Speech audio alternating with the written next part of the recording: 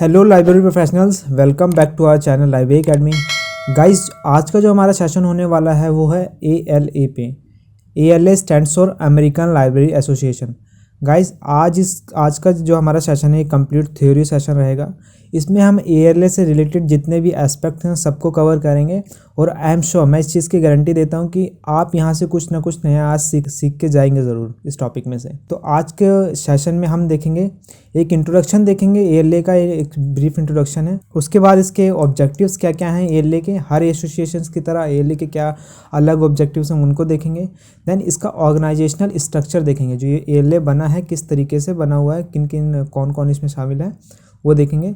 और अलग अलग तरीके की मेंबरशिप को डिस्कस करेंगे, कितने तरीके की मेंबरशिप होती है ALA की, और इसके डिवीज़न्स, मतलब एक इतना बड़ा ऑर्गेनाइजेशन होने के बावजूद लेकिन ये एक डिफरेंट डिवीज़न्स में बटा हुआ है ALA, तो उसको देखेंगे। और सबसे इम्पॉर्टेंट चीज़ कि हर एक एसोसिएशन के पब्लिकेशंस होते हैं, तो ALA की एक अलग पहचान है पब्लिकेशंस के फील्ड में, तो उसको देखेंगे कौन कौन सी पब्लिकेशंस हैं। और अवार्ड डिस्ट्रीब्यूशन इसका एक इम्पॉर्टेंट पार्ट है ALA का, तो उसको डिस्कस करेंगे। और सोर्स ऑफ फाइनेंस क्या है इस अमेरिकन लाइब्रेरी एसोसिएशन का, वो देखेंगे, क्योंकि ये वर्ल्ड लेवल पे नॉन प्रॉफिट ऑर्गेनाइजेशन है, तो इस चीज़ को डिस्कस करना ज़रूरी है। और उसके बाद हम फंक्शंस को देखेंगे कि ALA क्या क्या फंक्शंस रन करता है और क्या क्या इसके एक्टिविटीज़ हैं उन सबको। ओके, तो बिना किसी देरी के चलिए स्टार्ट करते हैं सेशन को अपने। तो सबसे पहले क्वेश्चन आता है गाइज आपके मन में कि what is ALA। ALA stands for American library association. जैसे कि नाम से ही पता चल रहा है ये कहाँ की लाइब्रेरी एसोसिएशन है, अमेरिका की। ठीक है, ALA क्या है, सबसे ओल्डेस्ट और लार्जेस्ट एसोसिएशन है इन द वर्ल्ड, अब तक की सबसे ओल्डेस्ट और सबसे लार्जेस्ट एसोसिएशन, जिसके लगभग 57,000 से ज़्यादा मेंबर्स हैं। आई होप इतने ज़्यादा मेंबर्स अभी तक किसी भी लाइब्रेरी एसोसिएशन के नहीं हैं।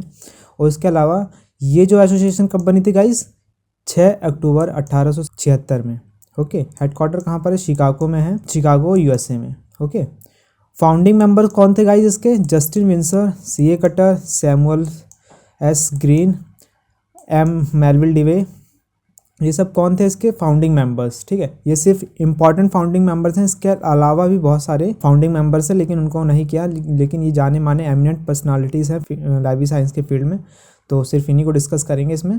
और ये जो ग्रुप है, जब ALA बना तो ये था कम से कम 103 लाइब्रेरी एक्टिविटीज़ का ग्रुप था, जो कि मीटिंग कहाँ हुई थी इसकी, फिलाडेल्फिया में 1876 में। एक वहाँ पे घटना हुई थी, उसी के चलते यहाँ पे लाइब्रेरी एसोसिएशन फॉर्म हुआ था। गाइज, जब ये एसोसिएशन बना था ALA, सबसे फर्स्ट प्रेसिडेंट कौन थे, जस्टिन विंसर ही थे। एंड अभी करंटली में कौन इसका प्रेसिडेंट है, जूलियस C जेफरसन जूनियर इनके करंट प्रेसिडेंट हैं। ओके, बाकी सभी एसोसिएशंस की तरह ALA के भी अपने कुछ ऑब्जेक्टिव्स हैं, तो ऑब्जेक्टिव्स देख लेते हैं ALA। देखो, ओवरऑल ऑब्जेक्टिव्स की बात करूँ तो ये क्या करता है कि सबसे पहले मेन ऑब्जेक्टिव क्या है, promote and improve the library service. Main objective क्या है ALA का कि लाइब्रेरी जो सर्विसेज हैं वर्ल्ड वाइड, क्योंकि एक इंटरनेशनल ऑर्गेनाइजेशन ना सिर्फ USA की तो है ही, लेकिन इसके साथ साथ इसकी रिस्पॉन्सिबिलिटी, क्योंकि वर्ल्ड लेवल पे सबसे ज़्यादा और सबसे बड़ी एसोसिएशंस होने के इसकी कोर रिस्पॉन्सिबिलिटी बनती है कि लाइब्रेरी सर्विसेज को इम्प्रूव किया जाए या प्रमोट किया जाए। ठीक है, तो जिससे कि क्या हो कि सोसाइटी के अंदर लाइब्रेरी को लेकर कॉन्शियसनेस इंक्रीज हो। ठीक है, दूसरा ऑब्जेक्टिव क्या है, improve librarianship and providing life long service to all. Librarianship की एक्टिविटी को इम्प्रूव करना, मतलब लाइब्रेरी की सर्विसेज को सभी तक पहुंचाना, हर एक पर्सन तक सोसाइटी। एक नेक्स्ट ऑब्जेक्टिव क्या है इसका, propagate library consciousness and promote library interest of the country. तो सीधी सी बात ये वही है, अब मैंने जैसे बताया था कि लाइब्रेरी कॉन्शियसनेस को बढ़ाना और किसी भी कंट्री या स्टेट के इंटरेस्ट को भी प्रमोट करना लाइब्रेरीज को लेके। ओके, देन उसके बाद नेक्स्ट ऑब्जेक्टिव क्या है, develop a campaign that represent the importance of library. ना सिर्फ लोकल लेवल पे, ना सिर्फ स्टेट लेवल पे, ना सिर्फ नेशनल लेवल, बल्कि इंटरनेशनल सभी लेवल पे क्या करना है, एक कैंपेन डेवलप करना है कि लाइब्रेरीज कितनी इंपॉर्टेंट है हमारी सोसाइटी के लिए, हमारे ह्यूमन बीइंग के लिए। इस कॉन्शियसनेस को इंक्रीज करना। ठीक है, बताना सभी को कि ये लाइब्रेरीज बहुत ही इंपॉर्टेंट पार्ट है हमारी सोसाइटी का। ओके, देन उसके बाद नेक्स्ट ऑब्जेक्टिव क्या रहता है गाइज इसका, कि develop more cross collaboration in association. मतलब जितने भी एसोसिएशन हैं इस दुनिया में, इस वर्ल्ड में, सभी के साथ कोलैबोरेट करना, उनके साथ साथ अलग अलग एक्टिविटीज़ में शामिल होना और लाइब्रेरीज को प्रमोट करना। ओके, तो ये इसके मेन ऑब्जेक्टिव्स थे गाइज। आगे बढ़ते हैं, आगे देखते हैं हम ये जो ALA ऑर्गेनाइजेशन है ये किस तरीके से फॉर्म हो रखा है। ठीक है, जाहिर सी बात इतना बड़ा ऑर्गेनाइजेशन है सर, लेकिन इसके कुछ इंपॉर्टेंट पार्ट्स हैं जिसकी वजह से ये ALA है। जो मेन पार्ट है इसके या फिर मेन मेंबर्स हैं वो चीज़ देख लेते हैं। जैसे फर्स्ट क्या है, किससे बना हुआ है ALA, इसके मेंबर्स की वजह से ये ALA जाना जाता है। ठीक है, क्योंकि सबसे ज़्यादा मेंबर्स इसी एसोसिएशंस के हैं। जो ये सबसे इम्पोर्टेंट पोस्ट है इसमें प्रेसिडेंट की है। देन उसके बाद वाइस प्रेसिडेंट, एग्जीक्यूटिव डायरेक्टर्स हैं इसमें। देन ट्रेजरार, इसमें ट्रेजरार है। ट्रेजरार कौन सा होता है, जो ट्रेजरी मतलब पैसे का लेन देन जो भी है सारा का सारा ट्रेजरार के हाथों में होता है। ओके, ऑफिसर्स है इसमें अलग अलग, अब डिवीज़न में अलग अलग सेक्शंस में, और डिविजन्स की मैं बात बाद में करूँगा, बताऊँगा कि ये ALA किस तरीके से डिविजन्स में डिवाइडेड है। देन आगे देखते हैं guys, type of membership. ALA जो जाना जाता है जिस चीज़ से वो है इसके मेंबर्स की वजह से। ठीक है, तो कितने तरीके की मेंबरशिप हैं ALA में, वैसे देखा जाए तो पर्सनली बोलूँ तो मैं बहुत तरीके की, मैं जब सर्च कर रहा था, मैं पढ़ रहा था इसके बारे में, तो बहुत तरीके की छोटी छोटी माइनर सी भी मेंबरशिप हैं इसमें। लेकिन जो यहाँ पर मैं डिस्कस करूँगा सिर्फ 3 तरीके की मेंबरशिप को डिस्कस करूँगा जो इम्पॉर्टेंट है, हमारे एग्ज़ाम में पूछी जाती है या हमारे किसी भी एग्ज़ाम में से रिलेटेड है। ओके, देखो पर्सनल मेंबरशिप है एक ऑर्गेनाइजेशनल मेंबरशिप है एक, तीसरी है कॉर्पोरेट मेंबरशिप। ठीक है, जो सबसे ज़्यादा मेंबरशिप लोग लेते हैं या फिर एसोसिएशन जुड़े होते हैं वो पर्सनल मेंबरशिप के अंदर आता है। ठीक है, जिसके अंदर आपके रेगुलर मेंबर्स होते हैं। रेगुलर मेंबर्स वो होते हैं जो लाइब्रेरी फील्ड से जुड़े होते हैं। ठीक है, इनकी कुछ रिक्वायरमेंट होती है गाइस, मैं बता देता हूँ आपको कि कुछ क्वालिफिकेशन मांगता है। मुझे नहीं पता क्यों मांगता है, लेकिन मुझे जब देख रहा था, पढ़ रहा था, तो मुझे पता चला ये कुछ क्वालिफिकेशंस मांगता है मेंबर से भी कि आपको ये होना चाहिए। उसके अलावा जैसे कि सब में नॉर्मल होता है, कुछ नॉमिनल सी फीस होती है मेंबर बनने के लिए, तो आपको पे करनी पड़ती है। तो उसके थ्रू, इस प्रोसीजर के थ्रू आप मेंबर बन सकते हैं। तो रेगुलर मेंबर हैं, कोई भी स्टूडेंट मेंबर बन सकता है। इसकी कुछ नॉमिनल सी फीस है, वो पे कर दीजिए, आप स्टूडेंट्स के मेंबर बन जाएंगे। नॉन सैलरीज पर्सन है, उनको वो भी मेंबर्स बन सकते हैं, इसका भी सेम वही चीज़ है।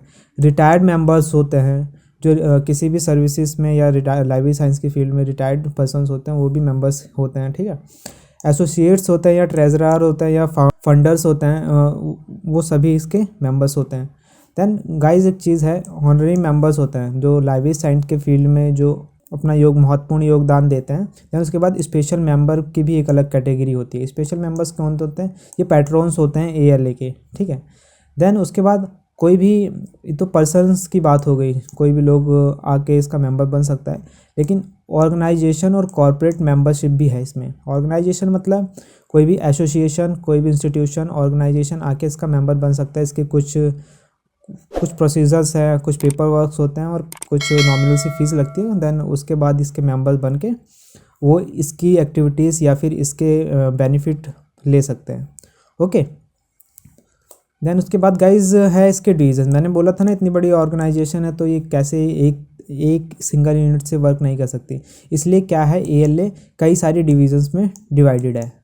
तो कितनी डिविजन्स हैं, ये मेनली 8 तरीके की डिविजन्स हैं। ओके, फर्स्ट डिवीजन्स कौन सी है इसकी, AASL, American association of school libraries. ठीक है, ये डिवीज़न क्या किससे रिलेटेड है, स्कूल लाइब्रेरी से जितने भी वर्क्स होते हैं ये हैंडल करती है ये डिवीज़न।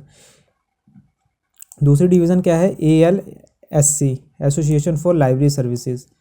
ठीक है, लाइब्रेरी सर्विसेज से जितने भी काम्स होते हैं ये डिवीज़न देखती है। ACRL, association for college and research library, research library से जितने भी वर्क, कॉलेज और रिसर्च लाइब्रेरी से जितने भी वर्क होते हैं ये ACRL देखता है। ठीक है, पब्लिक लाइब्रेरी एसोसिएशन देखता है, पब्लिक लाइब्रेरी जितनी भी पब्लिक लाइब्रेरीज है ना उनसे रिलेटेड वर्क्स को हैंडल करता है PLA। रूसा किससे करता है, reference end user service association.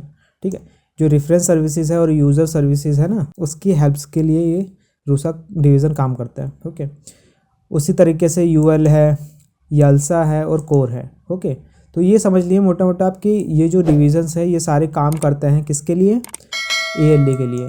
ठीक है, ALA के लिए ये अलग अलग डिवीज़न है जो अलग अलग वर्क्स को हैंडल करते हैं। ओके, देन गाइस जो सबसे इम्पॉर्टेंट पार्ट है ALA का वो है इसके एक्टिविटीज़ के कारण ही अपना ALA जाना जाता है, इतना ज़्यादा नाम है इसका। तो क्या क्या इंपॉर्टेंट एक्टिविटीज़ हैं ALA की वो देखते हैं। फर्स्ट और मोस्ट इम्पॉर्टेंट एक्टिविटी है इसकी एनुअल कॉन्फ्रेंस ऑर्गेनाइज करना। ठीक है, ये कॉन्फ्रेंस कहीं ना कहीं एक तरीके का प्रतीक होता है कि हम कितनी प्रोग्रेस कर रहे हैं इस फील्ड में, या क्या क्या प्रोग्रेस हो रही है, क्या क्या अचीवमेंट हो रही है इस फील्ड में। तो कहीं ना कहीं एनुअल कॉन्फ्रेंस कराती है ALA एनुअली जून में, एंड एक मिड विंटर कॉन्फ्रेंस कराती है जनवरी या फरवरी में। ओके, तो ये ध्यान रखिएगा, जिसमें लगभग 25,000 से ज़्यादा लोग आते हैं इस कॉन्फ्रेंस को अटेंड करने। ठीक है, और इसका थीम क्या होता है, promote the modernisation of libraries. ये जाहिर सी बात है, लाइब्रेरी के मॉडर्नाइजेशन पे सारा का सारा कॉन्फ्रेंस बेस्ड होता है। इसमें कई सारी चीज़ें होती हैं, इसमें कॉन्फ्रेंस प्रोसीडिंग होती है, राउंड टेबल कॉन्फ्रेंसेस होती है, प्लेस होते हैं, बहुत सारी चीज़ें होती हैं कॉन्फ्रेंसेस में इसकी। आप देखिएगा, कभी नेट पे सर्च मारिएगा तो एनुअल कॉन्फ्रेंस ऑफ ALA, तो आपको बहुत सी चीज़ें उसमें देखने को मिलेगी। ओके, देन उसके बाद गाइस पब्लिकेशंस, एक और इम्पॉर्टेंट एक्टिविटी है इसकी पब्लिकेशन। देखो ALA क्या जाना जाता है अपनी पब्लिकेशंस की वजह से, क्योंकि देखो इसका मोस्ट ऑफ द फंडिंग कहाँ से होती है, इसकी पब्लिकेशन से ही होती है, मेंबरशिप और पब्लिकेशन। इसलिए सारी रिसोर्स पब्लिश करता है लाइब्रेरी प्रोफेशनल्स के लिए। ओके, देन उसके बाद ही इसका एक और इम्पॉर्टेंट वर्क है अवार्ड डिस्ट्रीब्यूशन का। देखो कहीं ना कहीं इम्पॉर्टेंट, कोई भी ऑर्गेनाइजेशन होता है वो अवार्ड डिस्ट्रीब्यूट करता ही है, क्योंकि जिस फील्ड से आप जुड़े हो उस फील्ड में आपको अप्रिसिएशन देना पड़ता है लोगों को, उस फील्ड को आपको आगे बढ़ाना पड़ता है। तो उस अप्रिसिएशन को दिखाने के लिए क्या है, अवार्ड्स। ठीक है, अवार्ड डिस्ट्रीब्यूशन। तो ALA क्या करता है कि कई सारी एमिनेंट पर्सनालिटी के नाम पर ये अवार्ड डिस्ट्रीब्यूट करता है। ओके, अलग अलग फील्ड में जो भी अचीवर्स होते हैं उनको। ठीक है, देन उसके बाद गाइज है एजुकेशनल एंड ट्रेनिंग। इसके बाद एक और इम्पॉर्टेंट वर्क है इसका कि एजुकेशन और ट्रेनिंग भी प्रोवाइड करता है ALA लाइब्रेरियनशिप से रिगार्डिंग। ओके, ये किस लिए, क्योंकि एक प्रॉपर स्टैंडर्ड मिल सके, ठीक है, लाइब्रेरियनशिप को, समझे। देन उसके बाद कोलैबोरेशन करता है वेरियस एसोसिएशंस के, चाहे वो नेशनल लेवल पे हो, इंटरनेशनल लेवल पे हो या लोकल लेवल पे हो, किसी भी लेवल पे जो भी एसोसिएशंस होती हैं उनके साथ कोलैबोरेशन करके लाइब्रेरीज को प्रमोट करना होता है। ओके, ये इंपॉर्टेंट एक्टिविटीज़ थी गाइस। आगे चलते हैं, जो है मैंने बोला था कि अवार्ड डिस्ट्रीब्यूशंस में से क्वेश्चंस बन जाते हैं कई बार गाइस। तो ये बहुत सारे अवार्ड डिस्ट्रीब्यूट करता है, मैंने पढ़ा तो दिमाग ख़राब हो गया, लेकिन मैंने जो यहाँ पे निकाल के लाया ये वाले जो अवार्ड्स हैं, ये कुछ इंपॉर्टेंट अवार्ड है जो पूछे जाते हैं एग्ज़ाम्स में। ओके, देखो जो ये अवार्ड्स हैं ना किसी एमिनेंट लाइब्रेरी साइंटिस्ट के ऊपर हैं, ठीक है, उनका नाम दिया गया है। अब जैसे ODC अवार्ड है, ODC अवार्ड किसको दिया जाता है, बेस्ट ऑडियो बुक को दिया जाता है। ठीक है, जो भी बेस्ट ऑडियो बुक होती है उसको ODC अवार्ड दिया जाता है। नेक्स्ट अवार्ड है जॉन कॉटन दाना अवार्ड। ये अवार्ड उसको दिया जाता है लाइब्रेरी में जो पब्लिक रिलेशंस ऑफिसर्स होते हैं ना, उनको बेस्ट पब्लिक रिलेशंस के लिए दिया जाता है। ओके, देखो नेक्स्ट अवार्ड है एलेक्स अवार्ड दिया जाता है। देखो 10 बेस्ट बुक होती हैं जो 12 से 18 वर्ष के बच्चों के लिए लिखी जाती हैं, उसमें उन बुक्स को दिया जाता है। ओके, देन नेक्स्ट अवार्ड है कोरेटा स्कॉट किंग अवार्ड दिया जाता है जो अमेरिकन और अफ्रीकन जो बुक्स छपती हैं उनमें जो क्या बोलेंगे पिक्चर्स होती हैं, जो बेस्ट पिक्चर्स होती हैं उनको उनके पेंटर्स को दी जाती है। ओके, देन नेक्स्ट अवार्ड है मेलविल डेवा अवार्ड दिया जाता है प्रोफेशनल अचीवमेंट के लिए, लाइब्रेरी साइंस के फील्ड में जो भी प्रोफेशनल अचीवर्स होते हैं उनको दिया जाता है।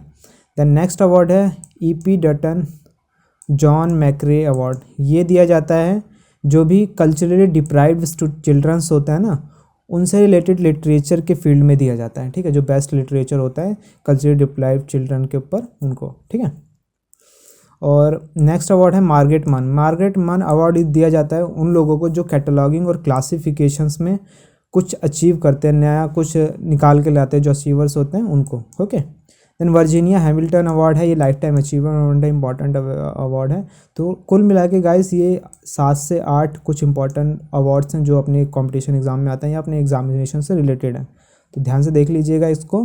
देन नेक्स्ट चलते हैं पब्लिकेशंस के ऊपर। ALA की जो इंपॉर्टेंट पब्लिकेशंस हैं ये है गाइस, इसके अलावा बहुत सी माइनर पब्लिकेशन है, मैंने उनको इंक्लूड नहीं किया, लेकिन जो इंपॉर्टेंट मेजर पब्लिकेशंस हैं सिर्फ हम आज उन्हीं को डिस्कस करेंगे। ठीक है, फर्स्ट पब्लिकेशन है ALA ग्राफिक्स। देखो ALA ग्राफिक्स क्या चीज़ है, ये यूनिक पोस्टर और बुकमार्क पब्लिकेशन यूनिट है जो क्या करता है प्रमोशनल मटेरियल को, जैसे प्रमोशनल मटेरियल क्या हो गए, पोस्टर्स हो गए, बुक मार्क हो गए, कोई ग्राफिक हो गया, पोस्टर हो गया, तो उनको प्रिंट करना। ठीक है, वो कब प्रिंट करता है, नेशनल लाइब्रेरी वीक या फिर कोई इवेंट होता है ना लाइब्रेरी से रिलेटेड इंपॉर्टेंट डेज, उन डेज पे। ओके, देन उसके बाद नेक्स्ट पब्लिकेशन है बुक लिस्ट।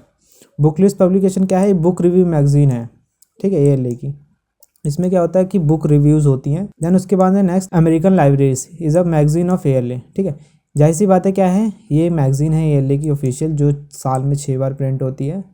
और नेक्स्ट है ALA अवार्ड एंड सेल्स, ये एक और पब्लिकेशन है ALA का, जिसके अंतर्गत वो जो डिस्ट्रीब्यूट करता है अवार्ड और सेल्स उस पब्लिश करता है, उसके बारे में इंफॉर्मेशन होती है। नेक्स्ट है guys weekly newsletter. Weekly newsletter से समझ रहे हो आप ना, वीकली जो भी करंट चेंजेस होते हैं और इम्प्रूवमेंट होती है फील्ड ऑफ लाइब्रेरी साइंस में, तो वीकली जो पब्लिश होता है वो है, ठीक है। देन उसके बाद क्या है गाइस, मंथली पॉडकास्ट होता है, जिसको डिबेट डेसिबल भी कहा जाता है। मंथली पॉडकास्ट क्या है, पॉडकास्ट से समझ रहे हो ना आप, ऑडियो बुक समझ लो कुछ ऐसा, ठीक। ALA digital reference. Digital reference क्या है ये guys, is a international cataloguing community to exchange bibliographic data. तो ये एक तरीके का क्या है, किसके लिए, ये सोर्स है, इंफॉर्मेशन डेटा है, जो इंटरनेशनल कैटलॉगिंग कम्युनिटी क्या करती है, आपस में डेटा को एक्सचेंज करती है। ओके, देन मोनोग्राफ्स पब्लिश करती है, कॉन्फ्रेंस प्रोसीडिंग्स हैं इसकी। तो सारे के सारे क्या हैं, ALA के पब्लिकेशंस हैं। गाइस क्वेश्चंस कभी बार पूछ लेता है कि ALA ग्राफिक्स क्या है, तो ध्यान रखिएगा इस चीज़ का। तो ये इंपॉर्टेंट पब्लिकेशंस है ALA के। तो गाइस यहाँ तक तो हमारा ALA का सारा कंप्लीट हो गया है। थैंक यू इसी के साथ गाइस, और चैनल को सब्सक्राइब कर लीजिएगा। अगर सेशन में मज़ा आया तो प्लीज़ लाइक कर दीजिएगा, और लेटेस्ट अपडेट के लिए और अपनी लाइब्रेरी साइंस की प्रिपरेशन के लिए चैनल को सब्सक्राइब करिए और लाइक करिए। मिलते हैं नेक्स्ट सेशन में, तब तक के लिए खुदा हाफिज़, खुशामदीद, धन्यवाद।